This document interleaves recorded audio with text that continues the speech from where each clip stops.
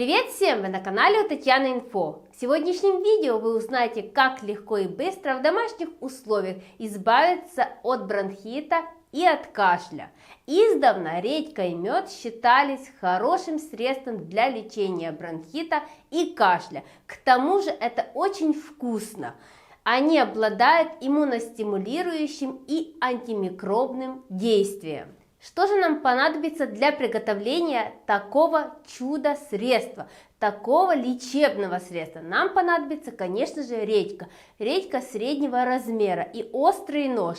Возьмите острый нож и срежьте верхушку. Сделайте крышечку из редьки.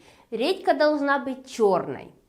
В середине с помощью ложки нужно выскрести небольшое количество мякоти, сделать углубление. В это углубление налить 2 столовых ложки меда и накрыть крышечкой на 12 часов в теплом месте. Через 12 часов лекарство готово. Черная редька пустит сок, смешается с медом, и это самое лучшее лекарство от бронхита и от кашля.